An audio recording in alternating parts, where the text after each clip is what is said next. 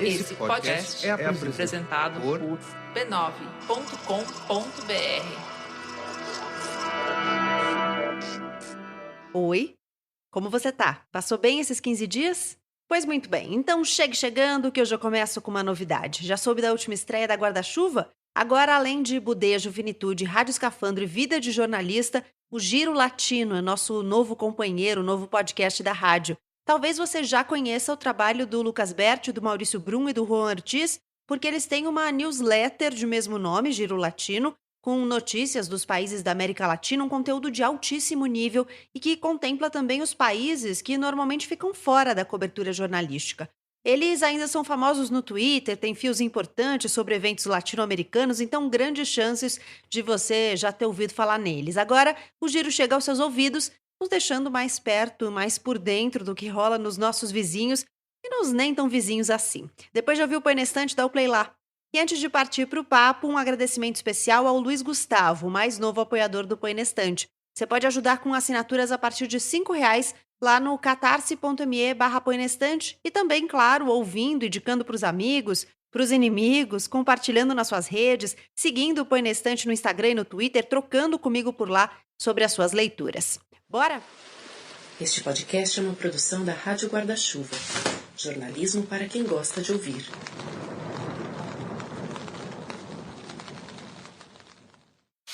Francisca achou que aquilo fazia todo sentido. Se os bandidos viessem, devolveria a sacola, diria que guardou com todo o carinho para o rapaz aflito que viu na praça. E até se fazer de sonsa, dizer que ficou preocupada, que achou que eram comprimidos de remédio e claro que aquela quantidade de medicamentos faria falta para alguém muito precisado. Não teriam motivos para matá-la, toda a droga estaria intacta, entregue, e ela não iria denunciar. Achou curioso que aquela sacola pudesse ser tão valiosa para uma gangue inteira entrar na casa dela. Se a droga era tão importante, deveria ser muito cara ou muito boa. Valei-me, meu padinho, tô pensando besteira. Fez o sinal da cruz quando ouviu o início da missa, mas não levantou na deixa certa, não repetiu a reza, nem prestou atenção no sermão do padre. Ficou matutando qual seria a vantagem de experimentar droga, de gastar tanto dinheiro com aqueles comprimidinhos. Porque se fosse ruim, mas ruim assim de verdade, tanta gente não usaria. E além do mais, todo mundo sabe que ninguém vicia em nada assim de primeira vez. Isso é história que se conta pra meter medo em moleque. Qual seria o problema? Tinha ganhado praticamente de presente. Se o rapaz viesse buscar, perguntaria quanto devia, pagaria, ficaria tudo bem. Ele não ia matar uma possível cliente, uma velha de igreja. Podia inventar que confundiu com remédio para gastrite. Começou a se convencer de que aquilo tudo fazia parte de um plano maior. Imaginou o rapaz muito agradecido porque sua sacola tinha sido encontrada por uma senhorinha tão caridosa e até mesmo decidindo frequentar a igreja. Imaginou que conseguiria evangelizar os bandidos porque o senhor tem caminhos misteriosos. E, na verdade, aquela sacola de droga era uma oportunidade para que traficantes virassem seguidores de Jesus, devotos do padre Cícero Romão Batista, que nunca falhava em atender às orações de Francisca. E como nunca falhava, como a tudo o conhecia, certamente sabia que seu coração precisava de algo diferente. Algo que lhe trouxesse emoção.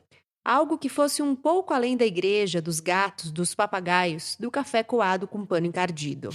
Uma senhora muito religiosa apanha a sacola que um moço de chinelos tortos deixou para trás na igreja. Ela nem precisa abrir o plástico para saber. Vê com os dedos que ali tem comprimidos. Leva a sacola para casa, indecisa se essa é a melhor escolha. Afinal, devem ser drogas e os bandidos responsáveis por elas podem vir procurá-la, ameaçá-la.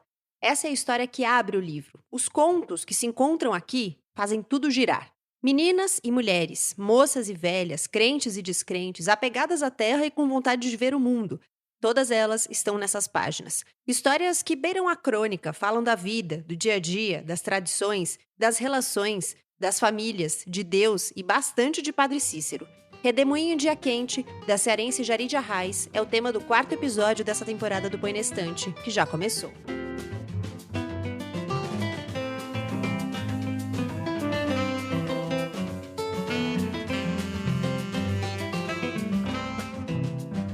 Chegamos ao 4º episódio dessa temporada. O Põe na Estante é um clube do livro em formato de podcast. Seja muito bem-vinda, seja muito bem-vindo aqui. Você já sabe, eu sempre convido 2 pessoas para sentar à mesa, compartilhar impressões, ideias, questões a partir de um livro Nessa temporada, o tema é Leia o Brasil de Hoje, então estamos debatendo sempre livros de brasileiros e brasileiras contemporâneos.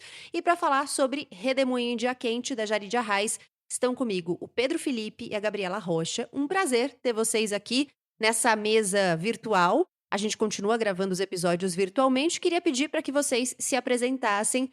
Gabriela Rocha, quem é você? Oi, é um prazer gigantesco participar desse Põe na Estante dessa temporada, com uma leitura tão incrível quanto essa de Redemoinho Dia Quente, né? Que particularmente me tocou muito.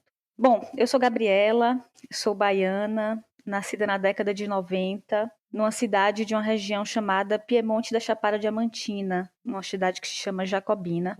E há 7 anos eu vivo em São Paulo e atualmente estou trabalhando no Sesc, né? Mais precisamente no Cine Sesc, na área de programação do cinema, fazendo curadoria, propondo debates, enfim, programação de filmes de toda sorte que algumas pessoas que moram em São Paulo têm o prazer de assistir. Tinha, na verdade, né? Porque agora a gente está vivendo um momento meio esquisito e não tem nada aberto. Pedro Felipe, quem é você? Olá, gente. Oi, Gabi. Oi, Gabi. Eu sou o Pedro.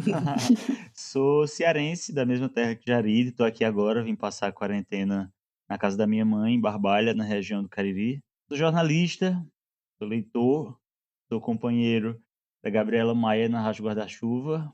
E é isso. Aliás, gente, já fiquem familiarizados aí com a voz do Pedro, porque o Pedro vai dividir comigo as leituras desse episódio. Primeiro porque ele lê maravilhosamente bem, eu recomendo que vocês ouçam um episódio do Budejo sobre o poeta Patativa de Assaré, tem ele declamando lá maravilhosamente bem, e segundo porque ele é cara de pau mesmo e ele me pediu, então e eu achei uma ótima ideia, então ele vai dividir comigo essas leituras. Eu tava esperando que tu dissesse que segundo, porque ele tem o sotaque do livro, e eu já tava preparado para dizer, e terceiro, porque eu pedi. Então, não, é porque você pediu mesmo. Então, e terceiro, porque ele tem o sotaque do livro. Então... Pronto. Então vamos lá. Bom, é um livro de contos, né? O Redemoinho em Dia Quente. São várias pequenas histórias. O livro está dividido em 2 partes. Parte 1, Sala das Candeias, e parte 2, Espada no Coração. Vocês encontraram um fio condutor, algum ponto de contato entre todas as histórias? Eu vou chutar que o que eu vi em comum entre tudo, assim, o fio foi o universo feminino. O que tu achou, Gabi?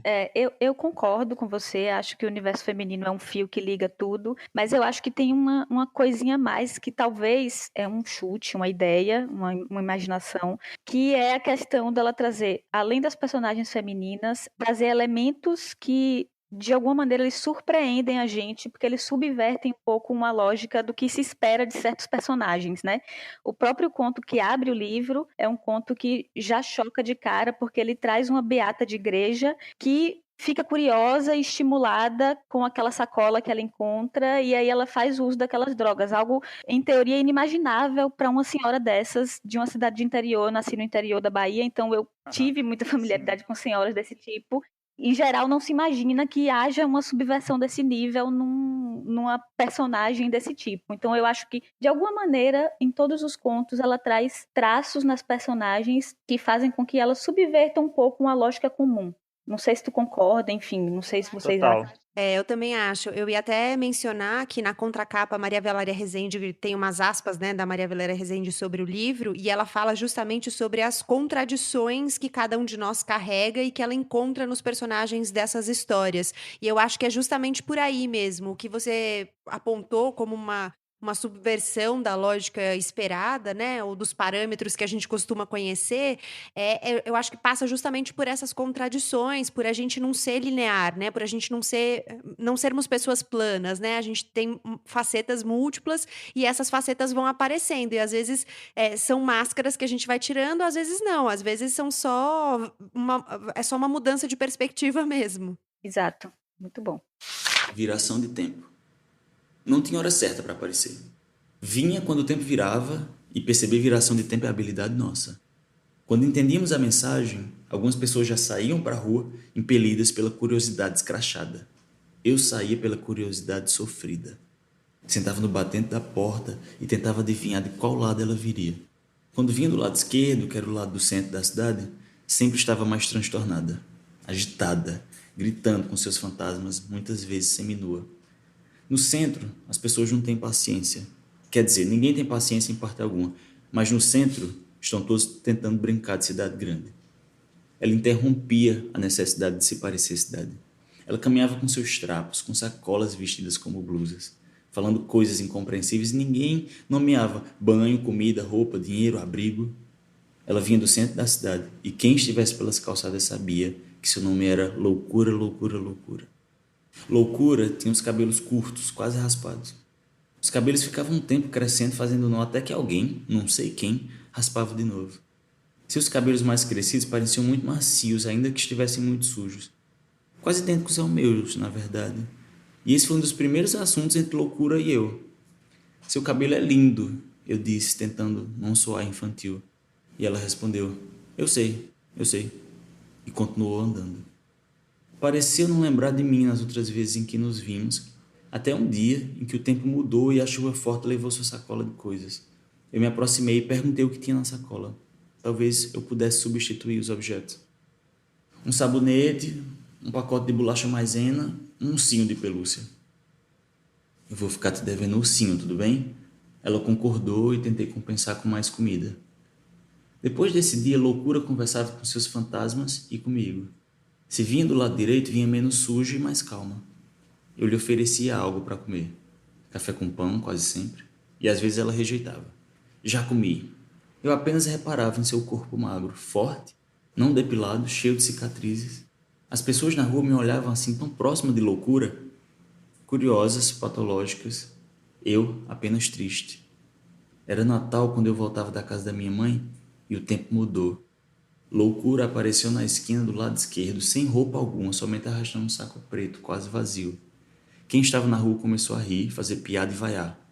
Loucura com os olhos cheios de lágrimas e as pessoas rindo.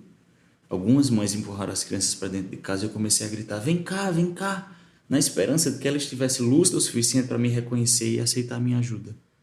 Mas ela passou direto. Não olhou para qualquer uma daquelas pessoas, não olhou para mim. Foi na direção do lado direito da cidade e naquele dia, de alguma forma, eu não teria o ursinho de pelúcia que eu lhe devia. Tem algum que aqueceu o coração de vocês de forma especial? Uma história favorita? Eu tô sempre na dúvida se eu respondo primeiro ou se eu deixo o Pedro responder primeiro, porque agora que eu sei quem ele é, sei que ele tá aí na região do Cariri, então eu fico na dúvida. Quem é que deve falar primeiro? Fala você, Não, qual é foi o seu ótimo, preferido? é ótimo, porque temos nós dois. Tanto uma pessoa que... A primeira coisa que me bateu lendo esse livro foi, caramba, ela escreveu com o nosso jeito de falar, a cadência, o vocabulário. Então tem eu que sou daqui, o olhar estrangeiro desse livro deve ser ótimo também. Então as duas opiniões valem. Mas eu vou começar. O que eu li, reli, inclusive li a primeira vez, li pro meu colega de quarto, li pra Ivan. Ele escutou assim, olhando pra parede, As Cores das Fitas. Vocês lembram desse? Uhum. Um amor é o único romântico, eu acho. Esse, eu não sei se é porque é uma coisa que eu escreveria ou é porque é um tipo de amorzinho, assim, meio jovem, do jeito que eu adoro. E tem muita marcação regional nesse, né? Você falou, é um livro com bastante sotaque, assim, com um olhar bastante intenso pro Cariri mesmo. Mas nessa história em especial, ela fala de pontos das cidades, Isso. ela fala da romaria, né? É como se o namorado tivesse vindo pro Juazeiro e ele tá falando pra ela sobre a mitologia do Padre Cícero. E ela pensando, Uhum. caramba, de onde foi que tu tirou isso? Eu nem olho pra essas coisas daqui, como é que tu sabe? É muito bom essa viagem, tipo, e é exatamente isso, gostar de alguém, trazer essa pessoa pra cá e levar pra ver a estátua do Padre Cícero. É muito bom esse detalhe, o quarto na casa, porque como o Gabi falou, assim, vir do lugar que é do interior, você saca quais são os costumes. E aí ela tem um detalhezinho do quarto que era só pra ele, porque jamais duas pessoas que apenas namoram vão dividir o mesmo quarto aqui.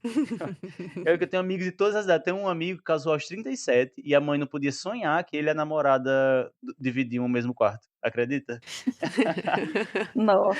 É desse jeito, é desse jeito. O regionalismo bem forte. Mas esse eu gostei muito, mas Amor com Cabeça de 8 foi outro que eu fiquei assim em choque. Esse é bom mesmo. Eu também Que adorei é uma esse, adorei narradora que muito. fala da cabeça da criança de 8 anos, né? Lembrando como ela pensava, como ela sentia, a paixonite dela e tudo mais, né? Exatamente. E as coisas que você desculpa porque você só tinha uma cabeça de 8. Exato, Pois exato. é. Bom, meu preferido, assim, que eu li, reli e mostrei para outras pessoas, inclusive, eu escaneei esse conto e mandei para algumas amigas e tal. Se chama Moto de Mulher. Tá bem no comecinho do livro. Eu nasci no interior da Bahia, né? No sertão, na região do sertão. E a presença do mototaxista era uma presença muito perceptível, né, e muito forte na cidade. Ao mesmo tempo, uma menina, uma criança, uma pré-adolescente na minha idade não poderia pegar mototáxi, né?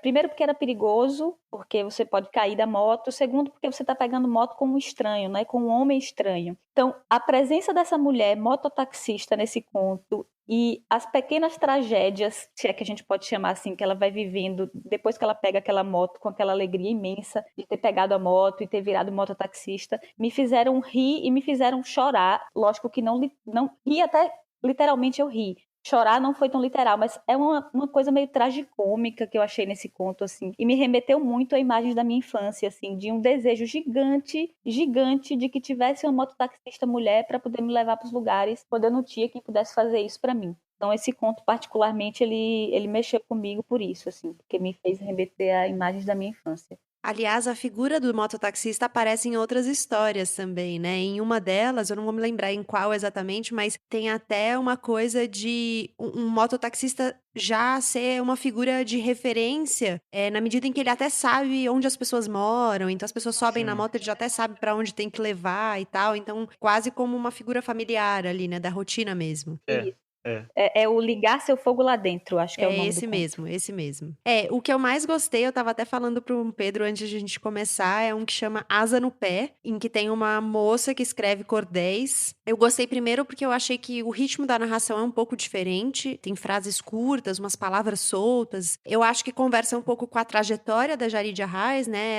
Esse é o primeiro livro de contos dela, mas antes ela já tinha publicado vários títulos de cordel. E aí o que eu achei mais bonito é que é uma história em que a palavra ganha o mundo quando ela é dita em voz alta. Então você tem essa autora, essa escritora de cordéis que tá ali na praça, ninguém presta atenção no que ela faz, ninguém presta atenção no que ela tá vendendo, mas aí quando ela declama, quando ela fala a poesia, né, em voz alta, as pessoas passam a prestar atenção e aí logo já não prestam mais atenção, mas ela consegue prender pelo menos um espectador ali que tá entendendo exatamente do que ela tá falando. Então eu achei muito legal. É lindo.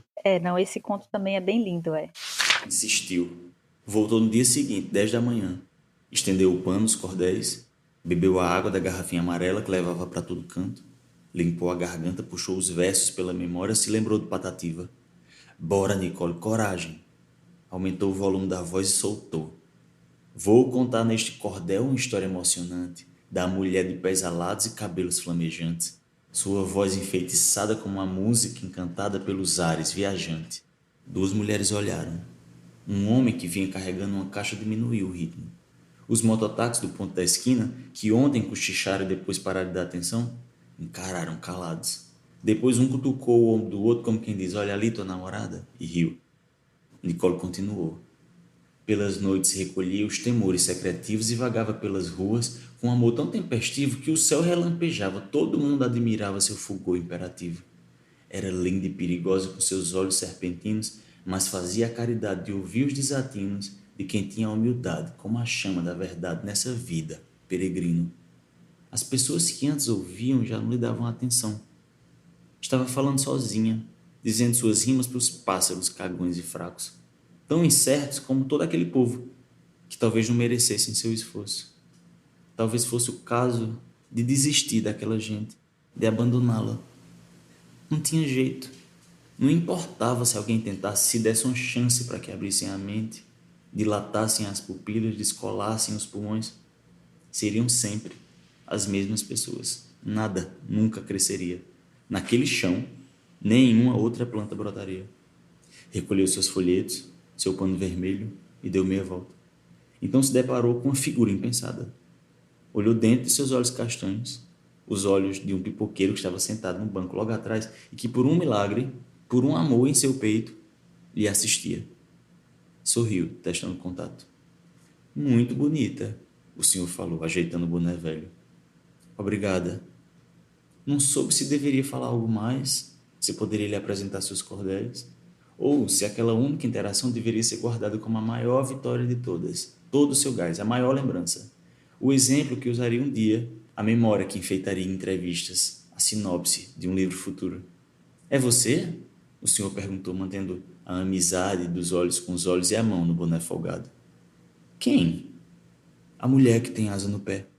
Uma coisa que eu achei que se repetiu em várias histórias e que é um charme, assim, do livro, é que vários dos títulos você só entende ou no fim da história, né, ou no meio da história, não são títulos óbvios. Então você lê o nome da história e você não necessariamente sabe o que você vai encontrar ali, né? Sim. Eu tava pensando, não sei o que é que o Pedro acha, o que é que você acha, Gabi, mas eu tava pensando agora que você falou dos títulos. Lá no final do livro tem 2 contos, né? Um deles se chama Como é Ruim Cair no Buraco e o outro se chama, que é o último conto, Olhos de Cacimba. E aí eu fiquei pensando assim, que essa coisa de cair num buraco e os olhos de cacimba são 2 coisas que têm muito a ver. Essa coisa da cacimba, né? Sim. Eu tava lendo sobre isso assim e pensando o que que significa Olhos de Cacimba nesse conto, porque é um conto que fala sobre 2 mulheres que se encontram numa certa idade, uma que está precisando de ajuda da outra, que fez uma cirurgia. Eu não sei se rola ali um apaixonamento, um interesse, né, entre as duas, mas eu acho que de alguma maneira esse Olhos de Cacimba ele tem a ver um pouco com essa coisa dessa queda, né? Dessa queda de você cair num buraco, entrar num lugar, não sei. Eu acho que a escolha desses 2 títulos para finalizar o livro talvez queira dizer alguma coisa. Até porque é nesse último livro que a gente entende um pouco o nome da obra, né? Aliás, é nesse último conto que a gente entende o nome do livro. Então, eu também acho que tem uma construção que faz sentido na ordem dos contos, né? Você consegue perceber uma ordem, um encadeamento ali entre as histórias, e eu também acho que termina, que quer dizer algo, terminar com essa coisa da cova, né? Do buraco, mas também da cova, né? Que é a cacimba. Pois é. Ontem tinha caído um toró. As pedras da rua ficaram todas soltas, assanhadas como se fossem os cabelos do chão e uma mão gigante tivesse bagunçado o penteado inteiro. Tinha pedra e buraco pequeno para todo lado. Muito lixo pelo meio da rua também, as sacolas abertas, possíveis obras dos cachorros. O fato é que a rua estava uma bagaceira, buraco nela toda, principalmente um enorme do lado do muro do colégio. E foi justo nesse buraco gigante que o coitado caiu. Vinha andando devagar, arrastando uma corda, todo magro e com jeito de quem daqui a pouco morreria de fome. E aí despencou. Eu vi na horinha mesmo. Fui correndo com medo dele ter se machucado demais ou até morrido. Eu não sabia a profundidade do buraco. Chegando lá, vi o pobre coitado meio de lado, tentando se ajeitar. Tinha um machucado no pescoço, em carne viva. Deu tanta pena. Se eu tivesse visto antes, teria ajudado, mas agora também a urgência era tirar o coitado dali. Se vocês vissem, ele indefeso, o olhar confuso, nem gemia. Segurei foi muito o choro e me avexei para chamar os vizinhos. Vieram umas 8 pessoas, todo mundo debatendo o que fazer para tirar ele de lá. Um monte de ideia ruim, até que uma pessoa chamou os bombeiros. Ficamos lá fazendo vigília. Ainda bem que o tempo estava bom, nublado, podia chover de novo pro fim da tarde. O pobre dentro do buraco não se mexia e não reagia. Só olhava pra gente com os olhos tristes, assustados, às vezes conformados mesmo. Não tinha força nas pernas, talvez estivessem quebradas devido à queda muito brusca. E também o susto faz isso. Pior que os bombeiros não chegavam. Eu, pessoalmente, nunca tinha visto os bombeiros em parte alguma. Não tinha visto nenhum incêndio, nenhuma pessoa tentando se matar, que eles tentassem convencer a viver, nenhum animal em cima de um pé de pau, nenhuma situação de risco de morte para dar jeito. Se eles viriam, com certeza iria custar. Já tinha gente querendo ir fazer o almoço, cansado da situação. Aí fiquei invocada. Tinha ali um coitado, frágil e sozinho, machucado num buraco fundo, e as pessoas queriam só viver normalmente? Cadê o coração dessa gente? Viram que eu estava tão braba que um deles se alumiou e teve a ideia de cavar as bordas do buraco, e destruindo o buraco pela beira, até ir ficando menos buraco.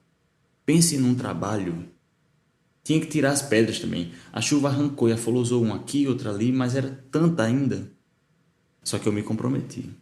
Quem tinha enxada de pá, trouxe. Eu e outro rapaz fomos os mais trabalhadores. Os outros faziam um pouco e logo cansavam. Voltavam depois de 20 minutos ou mais. Mas eu estava decidida. Eu nunca tinha visto tanta tristeza num olhar.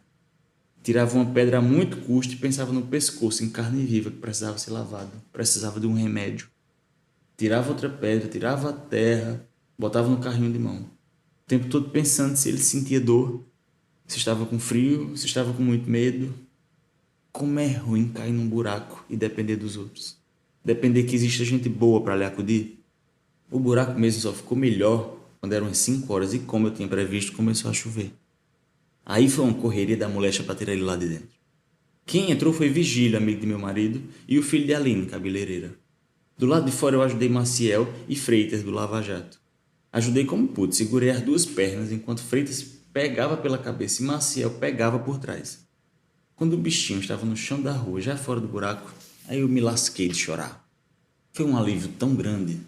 Quis adotar para mim, amarrar no terreno do lado da minha casa, na sombra. Nunca mais deixar ele ficar magro com bicheira. O bichinho, meu Deus. Eu fiquei com ele na chuva, pastorando para ninguém fazer o mal, esperando para ver se os bombeiros vinham. Quando chegaram, o jegue já tinha se levantado. Não quebrou as pernas, o congelamento era dos nervos. Trouxe ele para o lado de casa, lavei a ferida, deixei ali protegido da água, onde tinha mato para comer. Fui cuidar da vida. No outro dia parece que o dono já tinha levado. Ou vocês se sentiram aos poucos, assim, vocês se sentiram aos poucos mais familiarizados com o vocabulário? Porque foi a primeira coisa que me bateu. Esse livro foi o Jefferson, um amigo, que chegou na minha casa assim, realmente, bateu na porta e disse: olha, lê isso aqui, toma. E me deixou. E aí a primeira coisa que eu pensei foi: caramba, quem é de fora que tá lendo isso aqui? Não sei se vai entender, porque é os vocabulários, o jeito de falar e tal. O que foi que vocês acharam? Pra mim foi difícil, assim, eu não tinha familiaridade com várias das palavras. Eu tive que procurar no dicionário, tem até um dos contos, ela faz muitas referências sinestésicas, assim, aos cheiros e tudo mais, né? E aí tinha algumas referências que eu realmente não tinha, eu não sabia o que era. Então ela tem uma hora que ela fala assim: o cheiro de cajá e de imburana. Eu não Sim. sabia o que era imburana, fui procurar. Então, coisas que eu acho que são mais específicas e da geografia também, né? Porque ela fala bastante em algumas histórias da geografia, do horto, Isso. descreve um pouco Barbalha, em outros momentos Juazeiro do Norte e tudo mais. E aí conheço muito por cima, assim, então fui olhar mais de perto para entender também melhor o desenho geográfico das histórias. Eu não tive muita dificuldade não, viu, Pedro? Porque Massa. apesar do Nordeste ser uma região muito grande e gigantesca, o fato de eu ter nascido no interior da Bahia me deixa um pouco próxima de algumas dessas palavras, desse vocabulário. Então, realmente, em algum momento eu consultei o dicionário, mas foi assim muito raro, porque a maioria das expressões eu já conheço por conta dessa minha história também. Apesar de ter muita coisa diferente. Por exemplo, essa cultura de cultuar, né, de adorar o Padre Cícero, na minha região ela não existia, né? Se adorava muito a Nossa Senhora, a Virgem Maria e tudo mais, mas o Padre Cícero eu acho que é uma figura muito específica daí, né? Sim, o pior que é. Só pra uma anedota, como parêntese. Já tava super desacostumado. Tinha passado uns 6 meses direto em Fortaleza, é que quando tô pegando um ônibus daqui da casa da minha mãe de volta pra lá, caiu uma mochila na cabeça de um cara, e ele bem jovem, acho que era mais novo que eu. Ele gritou, achei tão engraçado, eu tive uma crise de riso. Ele gritou: vala-me, Padre Cício! Eu fiquei, cara, de saudade que eu tava de ouvir isso. Não é um vala, meu Deus, não é um qualquer oxe, é um vala-me, Padre Cício. Então não é uma coisa do Ceará, é uma coisa específica do Cariri. É específica daqui e o sertão ao redor. Piauí, que faz fronteira com a gente, Pernambuco, Bahia e Paraíba. Mas esse sertão bem ao redor daqui. Alagoas, Sergipe mais próximo, também. Né? É. Aí tem muito rumeiro em Alagoas e Sergipe também. Só nesse conto 5.000 litros, só na primeira página, eu achei uns aqui que eu fiquei, meu Deus, será que vão entender? Porque olha as palavras, né? Era uma ruma de latido e rabo abanando. Ruma dá pra entender, talvez, né? Porque é um monte. Aquele monte de pedra solta futucava a sola do pé. Futucar é muito a nossa cara também. A outra parte. Futucar é cutucar. Aí, incumpridou o olho. A gente fala incumpridar. Incumpridar o olho é crescer o olho, ficar com o olho grande. Cobiçando. Exato. Falou choramingando como se fosse menino. Que eu também nunca ouvi fora daqui falar menino como sinônimo de criança. Vocês estão familiarizados com isso? Então, tem algumas coisas que eu achei que se aproximaram, não só nas palavras, mas no jeito de falar e no enredo mesmo, com o interior de Minas, que é de onde é a família da minha mãe. Então, acho que talvez... Eu fiquei pensando, será que é uma coisa...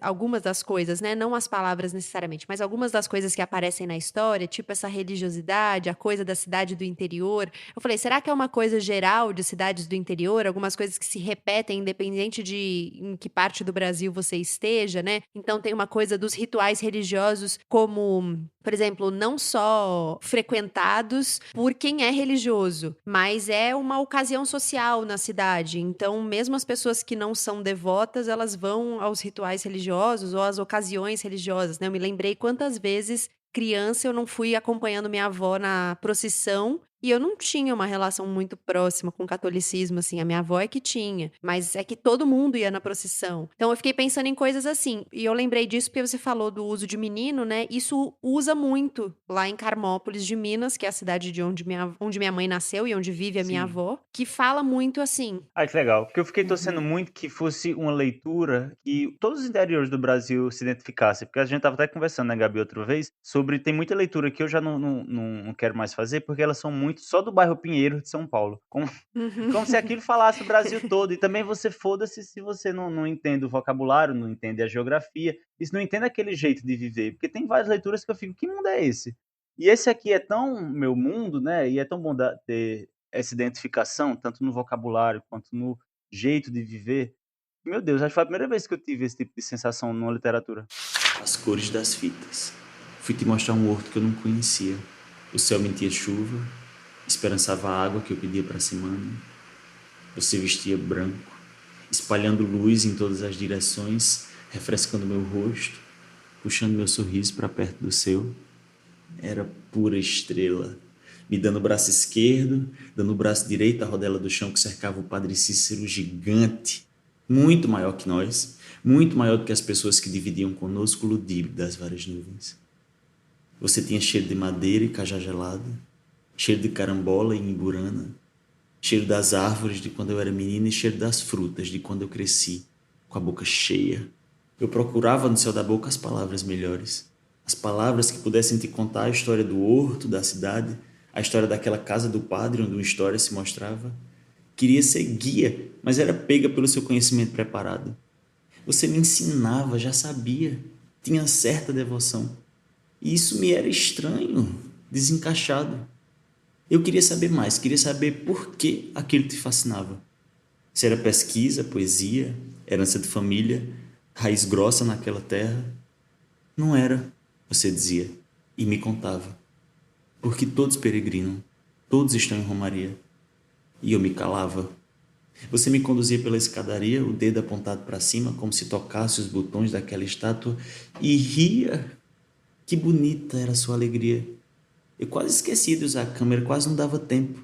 Você se mexia com as cores das fitas, abrindo meus ouvidos avinagrados para a beleza das promessas. As prometidas, antes de tudo, se perderam um pouco, antes de virar letra de música em partitura de lembrança. Nossos dias de semana improváveis, meu quarto sempre com a porta fechada para te preservar lá dentro. Enquanto minha mãe fazia bolo de pão na cozinha, seu corpo me regia para que eu pudesse me encontrar. O cheiro de seu cabelo era como uma cachoeira ao meu encontro, tocando meu nariz, provocando meu piercing. Eu encontrava o cheiro de seu cabelo entre a nicotina e o etílico de qualquer bar. Desde o primeiro sorriso que eu te dei, sabendo um pouco que não faltava tanto para que eu me enrolasse nos panos de nossa história, eu te segui. Você dizia que a direção era contrária, que minhas panturrilhas traçavam as linhas do caminho, que meus pés interromperam a dança porque eu tive que voltar.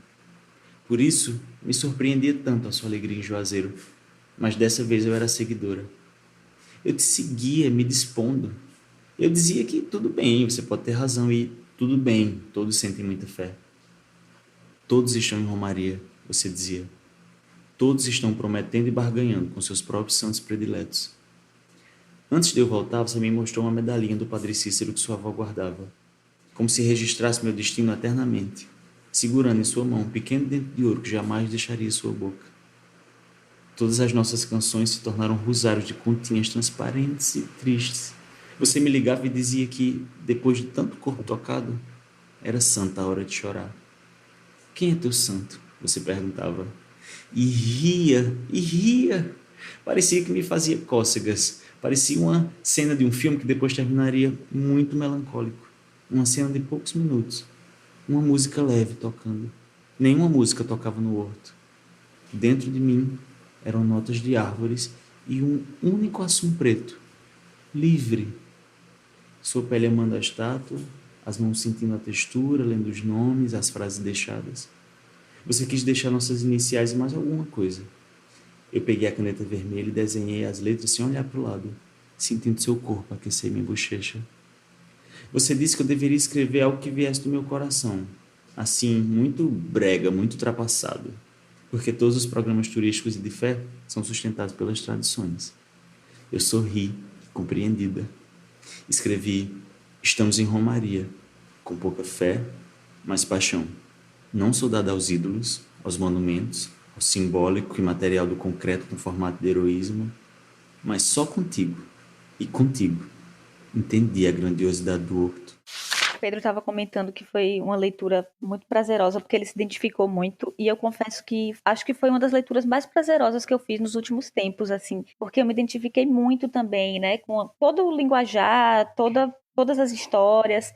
Ela trata de temas extremamente delicados, né? Eu tô lembrando aqui daquele conto Telhado Quebrado com Gente Morando Dentro, em que ela relata Maravilhoso esse. nossa, esse foi de partir o coração, assim, incrível, que ela fala sobre a questão do abuso sexual que a irmã dela sofreu do pai, e assim, traz referências que pessoas que nasceram no interior do Nordeste, mais provavelmente, né, cresceram ouvindo. Eu não sei de quando o Pedro nasceu, mas eu nasci na Sou de década de 90. 1990.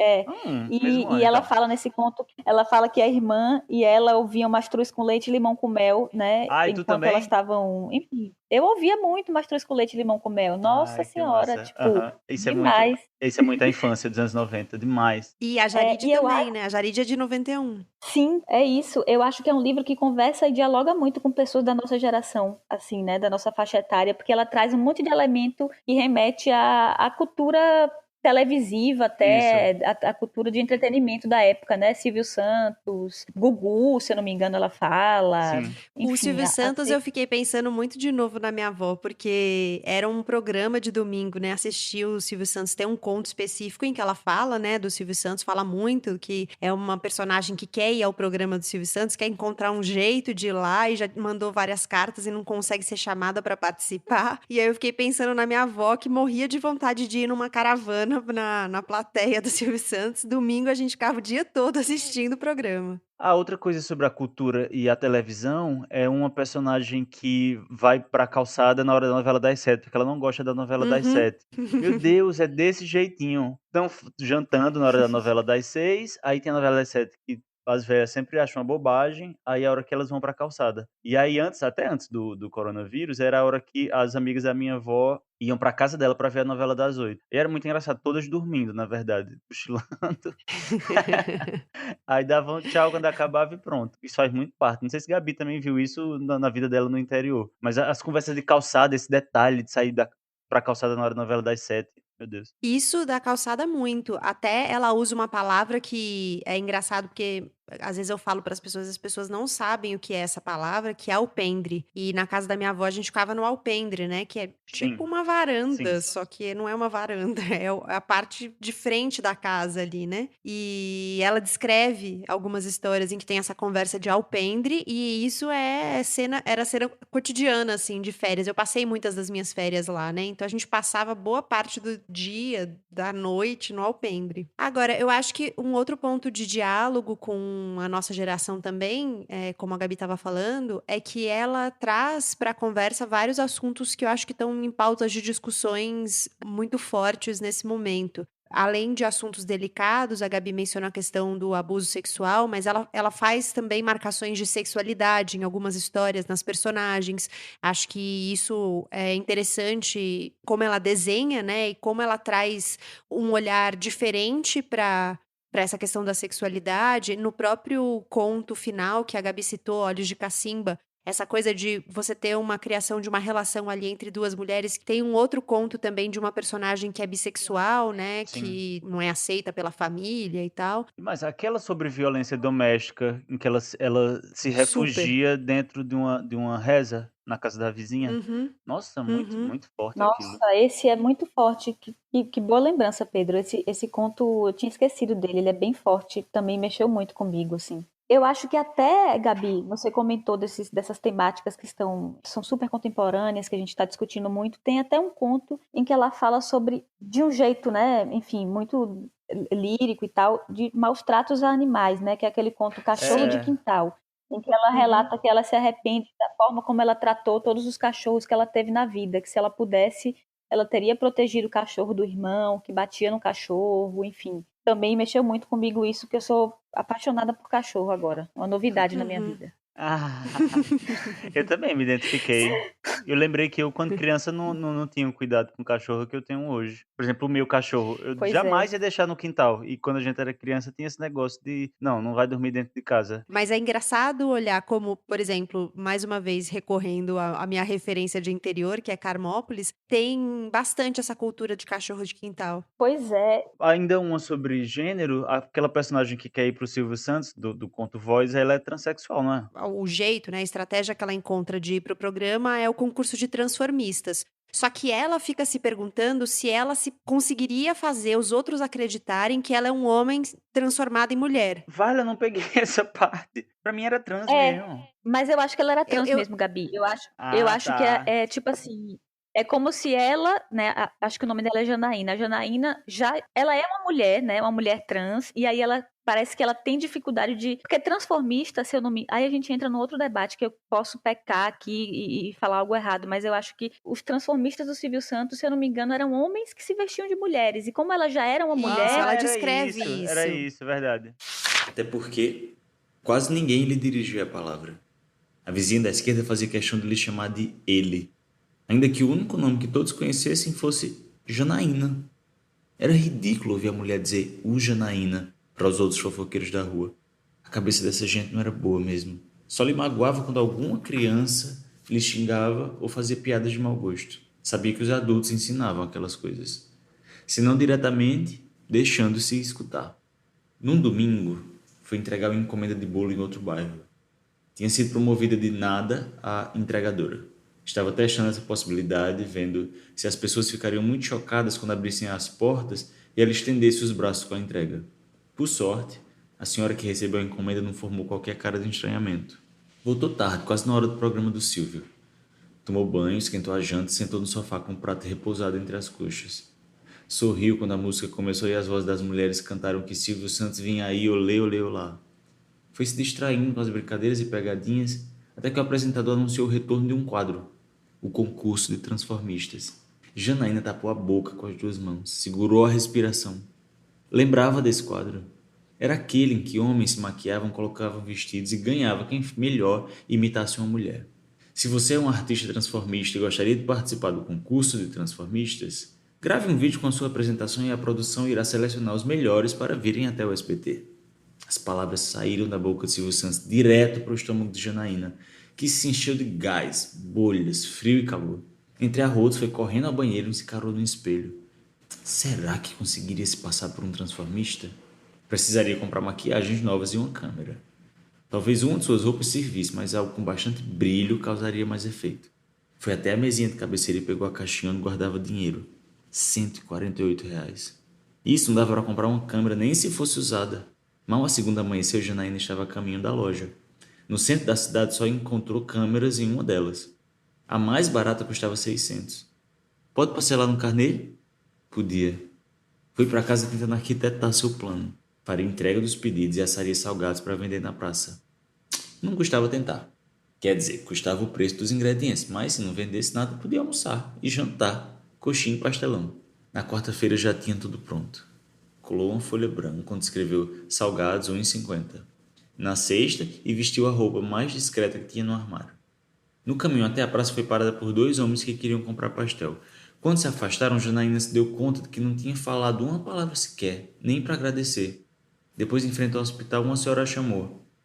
Ei, tem pastel de frango? Janaína fez que sim, sacudindo a cabeça bem rápido. Me vê 3, que eu tô com meus netos aqui na fila de espera. A senhora foi tirando o dinheiro da bolsa. Calada, Janaína se sentou na calçada do hospital e virou a cesta para a porta de entrada. Algumas pessoas foram se aproximando, pedindo para ver o que tinha ali dentro. Ela evitava responder, deixava o cabelo cair na frente do rosto, como se fosse muito tímida.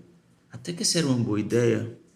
De alguma forma, ficava muito discreta, como se diminuísse de tamanho as pessoas só enxergassem a dó que sentiu da pobre moça que apenas gesticulava. Estava ali vendendo salgados porque não conseguia emprego, a coitadinha. Ninguém queria empregar uma pessoa muda. Vender salgados era mais fácil. As pessoas podiam ver o que tinha dentro da cesta e a cabeça de Janaína diria que sim ou que não. Era de frango, sim. Não era de queijo, não. Apresentando aqui a Jaride um pouquinho melhor, ela é uma mulher nascida em 1991, a gente falou, em Juazeiro do Norte, no Ceará.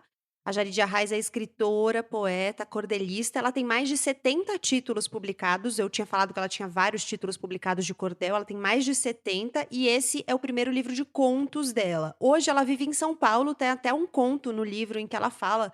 Tem 2 contos, né? Um que ela fala de sair mesmo de Juazeiro e mudar e ir para outro lugar, e outro que ela tem uma personagem que cogita deixar tudo para trás e ir para São Paulo. E esse livro, Redemoinho em Dia Quente, venceu o prêmio APCA como melhor livro de contos.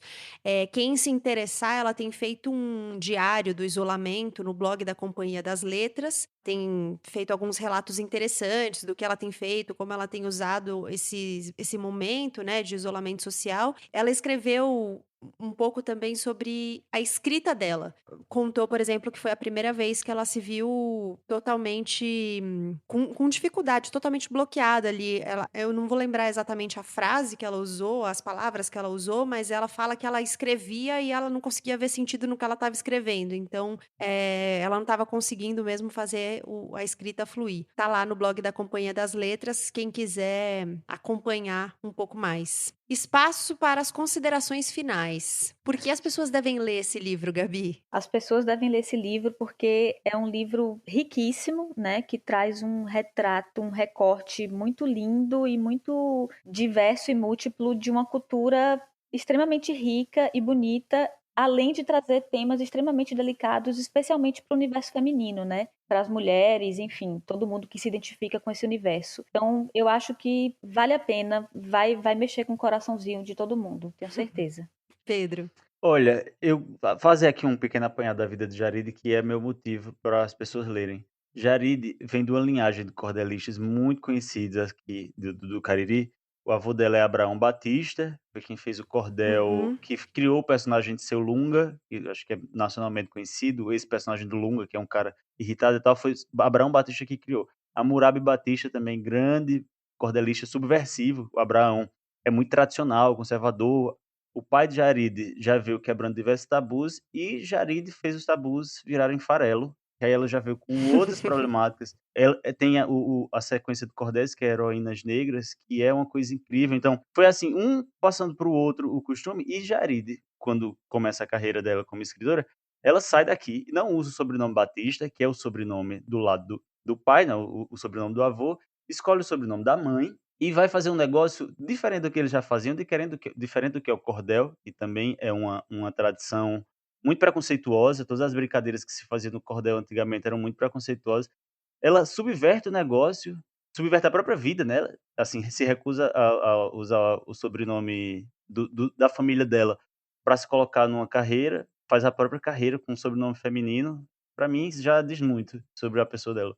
Foi um livro que, além de tudo, me ensinou bastante, assim, como a gente falou, tinham muitas coisas que estavam fora do meu olhar, que escapavam da minha bagagem mesmo, e foi muito interessante entrar no universo dessas mulheres. Eu me identifiquei muito com algumas delas, com outras não, mas de qualquer forma, com qualquer uma delas, eu tive pelo menos uma conexão ali que foi justamente uma marcação de existência feminina, né, que eu acho que se repete em algumas coisas, ainda que seja muito diversa. Para mim foi muito agradável ouvir a voz dessas mulheres e eu acho que ela consegue marcar essas vozes muito bem.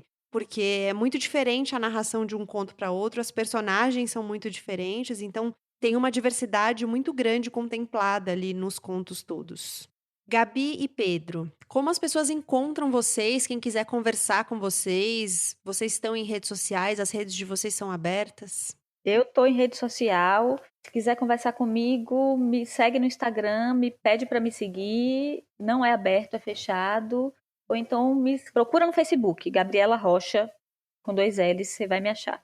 Eu também, acho que tô em todas as redes sociais, Pedro Felipe com PH e 2 P's, mas você deve procurar o Budejo Podcast, de vez em quando apareço lá, falando também, e é isso. Redemoinho de Quente, da Jaridia Arraes, foi publicado pela Alfaguara e tem 127 páginas. Gabi e Pedro, um prazer enorme conversar com vocês hoje. Antes de encerrar essa conversa, eu quero convidar a Jaridia Arraes para a mesa. Não tenho nem roupa para receber. Jaridia Arraes, bem-vinda, obrigada por topar. Quero começar te perguntando sobre essas tantas mulheres que ganham vida nas histórias de Redemoinho de Quente. Quanto delas veio de mulheres que passaram pelo seu caminho? Todas as mulheres que estão no Redemoinho, elas fazem parte de como eu cresci no Cariri. Eu cresci cercada de cultura, nas mais diversas linguagens, de cordel, banda cabaçal, maracatu, rezado. Cresci num ambiente que foi o Centro de Cultura Popular Mestre Nosa, fundado por meu avô, em que eu estava ali entre os artesãos de madeiras, artesãos de palha, e isso tudo foi muito importante para que eu conseguisse não só trazer as mulheres reais que eu vi, e com isso eu não quero dizer apenas as mulheres que estavam ali no meu ambiente de vida, mas as mulheres que eu via mesmo, né, na cidade, as mulheres que eu via na romaria, as mulheres que eu via no shopping, né, são mulheres diversas, crianças diversas, meninas, né, diversas, e a diversidade, ela não tá só nisso de eu ter personagens lésbicas e bissexuais e uma personagem trans. A diversidade tá, inclusive, em colocar coisas que não faziam parte da minha realidade como íntima, né? Por exemplo, tem personagens religiosos, minha família, parte de mãe, não é católica, por parte de pai é, e eu coloquei muito dessas personagens com as suas ladainhas e rezas, com a visão de mundo que elas têm, porque isso também faz parte da diversidade de mulheres reais, né, numa região como Cariri. Eu acho que não seria nada mais do que justo, né, que tivesse essa pluralidade de mulheres, até mesmo dentro das coisas que eu não faço parte, porque no conjunto, no todo, eu faço parte, né? Então esse livro foi muito isso, eu me ver como uma pessoa que faz parte, uma mulher que faz parte desse bando de mulher que tá aí no Redemoinho. Não existe nenhuma personagem que seja inspirada numa coisa real, né? Que venha de a história não é real. Mas o que tem ali de realidade são cenários, as cores, porque isso tudo me inspirou muito na escrita. E também eu quis muito fugir dos estereótipos óbvios, né? Então, quando você imagina uma beata devota do Padre Cícero, você nunca vai pensar que ela faz aquela coisa que a primeira personagem faz. E eu queria muito usar esse recurso, porque dentro desse mundo de mulheres devotas, existe diversidade também. Então eu tentei fugir um pouco dos estereótipos, eu tentei não, de forma alguma, na verdade, não tem chão rachado e vaca morta, uma carcaça no chão. O que tem é a minha experiência mesmo, a minha visão de mulher, a minha visão por essa região e também o que eu enxergo de poético e de profundo em cada uma dessas mulheres que estão ali presentes. Não foi uma tarefa difícil, sabe? Porque eu acho que cada conto, na minha vontade mais profunda ali, era que cada conto fosse contado com a voz de cada personagem. Então, os contos variam um pouco entre si, né? Na forma da narração e tudo. Porque é isso, porque cada pessoa conta a sua história com sua voz, e isso é muito único, né? Isso é muito especial. Então, para mim, seria indispensável que elas tivessem uma voz só delas e que isso fosse perceptível. Eu espero que seja.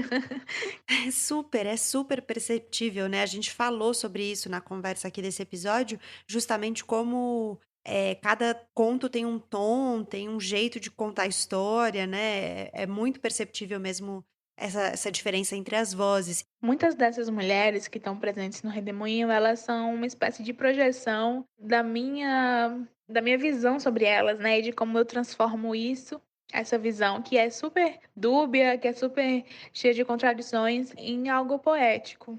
Eu não consigo apontar um dedo e dizer essa personagem aqui é inspirada na minha vizinha, mas ela é inspirada na imagem, na ideia de muitas vizinhas que existem lá, né? E o que de fato tá ali, que é realmente parte, eu acho que o que mais marca são as personagens crianças, porque eu queria trazer essa tal experiência dos anos 90 em alguns contos, e eu, criança dos anos 90, brincava de algumas coisas que eu cito, né, nos contos das crianças, das meninas. E também vi muitas outras meninas e meninos passarem por coisas parecidas. Então, é mais ou menos isso, né? Não tem uma coisa tão real assim puxando. Tem um geral de como eu enxergo essa região, como eu enxergo essas mulheres, né? Como eu faço parte disso também, porque eu também sou uma mulher do Cariri. E isso tem tudo a ver com tudo que eu fiz ali. E você mencionou um outro aspecto que eu queria abordar aqui na conversa com você, que é a ambivalência, né? A ambiguidade que as histórias trazem. Você mencionou na primeira história que a gente não espera que uma beata, que uma mulher religiosa vá fazer o que ela faz naquele primeiro conto. E as histórias trazem muito disso, né? Você acredita que a literatura é um espaço capaz de acolher todas essas contradições humanas e, mais do que isso, né? Mostrar caminhos de acolhimento para nós, leitores? Eu acho que a literatura é o lugar de explorar contradições, ambivalências, porque é onde a gente pode apresentar ambientes e pessoas complexas, né, e que são super contraditórias, e que por mais que você escreva isso num ambiente de fantasia, de realismo mágico, de absurdo, a gente ainda tá tratando de pessoas reais, né? No Redemoinho são mulheres que partem do lugar do real, embora alguns contos caminhem pro fantástico, pro bizarro, mas aquilo ali faz parte da nossa contradição mesmo como pessoa. Eu acho que é um livro sobre muitas contradições, sobre muita ambiguidade, porque essa é a minha relação também com Cariri. Então, eu vi, enquanto eu escrevia, que eu estava passando por um processo de aproximação e de revisita e também de cura, de fazer as pazes com o Cariri. Porque, como eu falei, eu não sou religiosa, e muitas coisas não me encaixam no que é uma cultura muito religiosa e interiorana, espera de mulheres, né? Eu sou bissexual e eu falo de feminismo, então eu, desde cedo, me senti muito deslocada, como se eu não fizesse parte daquilo. E só depois que eu vim para o Sudeste e eu comecei a passar por algumas coisas, como discriminação, pelo meu sotaque, pela minha origem, só depois é que eu comecei a ver como eu fazia parte, né? Como aquilo era parte de mim também, como isso tudo tá em mim, na forma que eu penso, na minha visão de mundo. E isso é uma contradição muito grande, né? É um encontro, desencontro, é um constante, sei lá, uma briga, um negócio doido sempre.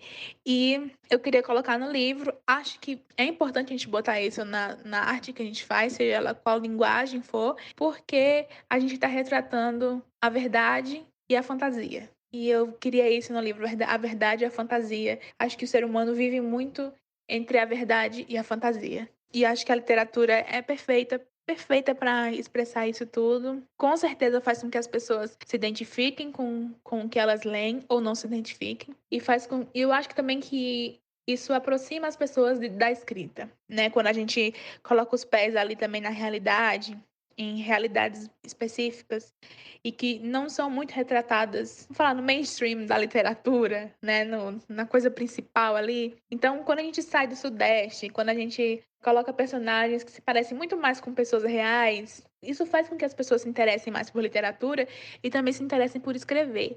E essa é uma coisa que eu repito muito, que eu quero que as pessoas escrevam. Eu desejo que elas escrevam, porque aí vai ter uma diversidade real de linguagens, de sotaque, de visão de mundo, de ambiente, de histórias, vai ficar muito mais criativo. Então, esse é meu maior desejo, assim, quando eu falo sobre literatura, é que as pessoas se sintam tão próximas, que elas se sintam no direito de escrever. Porque a gente precisa, muitas vezes, a gente quer essa autorização, né? E eu detesto essa palavra. Então, que essa, entre aspas, autorização venha de que a gente se sente próximo, né? De uma história que a gente se sente próximo e que retrate ali nossas contradições. Eu também fiz questão de fazer muitas coisas com esse livro, pensando no coletivo, porque de tudo que eu escrevo, eu passo por esse meu diálogo comigo mesma, de qual é a importância disso para além da minha carreira como escritora, né? Eu não consigo encontrar verdade no que eu escrevo se eu não estiver fazendo algo que eu enxergo como coletivo. Então, a minha intenção com o que eu escrevo sempre é que quem não se enxerga geralmente na literatura e na arte, se enxergue nem que seja um pouquinho, né? Então, tem personagens de todos os tipos, todas as idades, porque eu quero que essas mulheres se vejam na literatura, né? E é muito poderoso você se enxergar na literatura, porque isso te dá tanto a coragem de ser contadora, narradora da sua própria história, ser a voz que conta a sua história, e não tem nenhuma voz que conte a sua história como você conta, né? Outra pessoa pode contar minha história e vai ser muito legal, ela vai contar muito bem e vai ser massa, vai ser com a voz dela, isso é perfeito. Mas eu contar a minha história com a minha voz vai ser de outra forma, vai ser massa e perfeito de outro jeito, né? No jeito que sou eu contando a minha história. E acho importante que isso aconteça, que pessoas contem suas próprias histórias e se sintam como capazes de fazer esse papel de contadoras e escritoras. E também é importante você se ver numa história, porque você se sente também parte de algo importante, você se sente também como sujeito, entre aspas, tá, gente? Digno de ter sua história contada. E eu acho muito importante isso. É algo que me move muito, porque fez parte da minha formação literária, né? Eu precisei muito encontrar pessoas como eu, mulheres como eu nas histórias, e encontrar escritoras como eu, para que eu pensasse em escrever é possível. E eu quero que as pessoas pensem que escrever é possível para elas também. Elas não, se elas querem escrever, escrevam. Isso é muito importante. E Jaride, por que você escolheu os contos? O que te convidou nesse formato? O projeto do Redemoinho, ele estava na minha cabeça desde 2015, quando eu comecei a escrever contos. E eu comecei a escrever só para mim mesma, para praticar. Porque eu sou muito essa pessoa que exercita a escrita constantemente, né? Eu escrevo coisas que nunca vão ser publicadas, porque eu estou exercitando aquela linguagem, né? Então eu comecei a escrever esses contos lá em 2015 e eles foram reescritos diversas vezes até ano passado. Muitas vezes mesmo. Os 7 contos iniciais que eu tinha, eles foram reescritos muitas vezes, porque eu sempre achava que não estava bom o suficiente. E aí, quando eu comecei a montar o livro, que de fato a editora, vamos sim, vamos fazer e tal, eu percebi que essa era a forma mais adequada para o que eu queria fazer, que seriam os contos. Porque cada conto tem essa voz específica de cada personagem. E eu podia variar, né, a narrativa, eu podia variar o jeito de contar, como se cada um estivesse contando com sua própria voz. Então, escrever uma criança contando a sua história é diferente de escrever uma senhora devota do Padre Cícero, que faz aquilo que ela faz lá no primeiro conto.